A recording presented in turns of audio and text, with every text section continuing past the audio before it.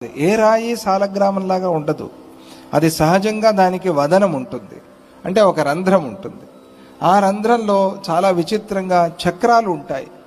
ఒక చక్రము ఇలా ప్రదక్షిణగా ఉంటుంది, ఇంకొక చక్రం అప్రదక్షిణగా ఉంటుంది. రెండు ఇదేమి వింత, ఆ రెండు మళ్ళీ కలవవు, కలిసినట్టుగా ఉంటాయి, అలా దగ్గరగా ఉంటాయి, కలవవు. ఇది ఒక శ్రీచక్రం, ఇది ఒక శ్రీచక్రం అన్నట్టుగా రెండు వైపులా. అది ఒక ముఖము. ఆ లోపల పరిశీలన చేసి చూస్తే అందులో మహావిష్ణువు, కొన్ని చోట్ల అనంత పద్మనాభ స్వామి, ఇంకొన్ని చోట్ల శ్రీకృష్ణుడు, ఇంకొన్ని చోట్ల నరసింహస్వామి, ఇంకొన్ని చోట్ల మత్స్యావతారం, లక్ష్మీనారాయణ స్వామి, ఇలా రకరకాల రూపాలతో ఆ సాలగ్రామంలో స్వామి కనిపిస్తాడు. పైగా మెరిసిపోతూ ఉంటుంది సాలగ్రామం. అందులో జీవకళ ఉట్టిపడుతూ ఉంటుంది. ఏ రాయిలో కూడా అటువంటి జీవకళ ఉండదు, మనం చూడం. మరిసిపోతూ ఉంటుంది. అందులో బంగారపు ఛాయలు కనిపిస్తాయి సాలగ్రామంలో. ఆ బంగారం తినేందుకోసమే ఆ విశ్వకర్మ వజ్రకీటంగా అందులోకి వస్తాడు. విశ్వకర్మ అందులో చేరతాడు. చేరి ఆ బంగారాన్ని లోపలే తింటాడు ఆయన. అది తినేందుకోసమే అలా తయారు చేస్తాడు లోపల.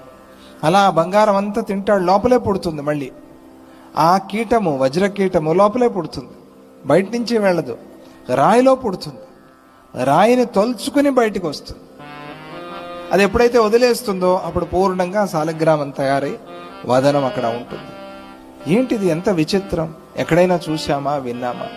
ఆ గండకి నదిలో మాత్రమే ఆ సాలగ్రామాలు, ఇంకెక్కడా దొరకవు. అదేమిటి విచిత్రం? నేపాల్లో గండకి, అక్కడ రుద్రాక్షలు అక్కడే, శివుడు, సాలగ్రామం మహావిష్ణువు అక్కడే. ఆ నేపాల్ ఏం పుణ్యం చేసుకుందో. పశుపతినాథుడు ఉన్నాడు, జై బలో పశుపతినాథ స్వామికి జై. అక్కడే దొరుకుతాయి. ఇక నర్మదా చూస్తే నర్మదా బాణలింగాలు, అవన్నీ దొర్లుకుంటూ వస్తాయి. చూస్తే అన్నీ శివలింగాలే. అది ఎవరు తయారు చేశారు, ఎవరు షేప్ చేశారు? పెద్దవి చిన్నవి నర్మదా బాణలింగాలు, అన్ని లింగాలు బాణలింగాలు అట్లా పొడుగ్గా ఉంటాయి. నర్మదా బాణలింగం, ఇది మనం అర్చన చేస్తాం.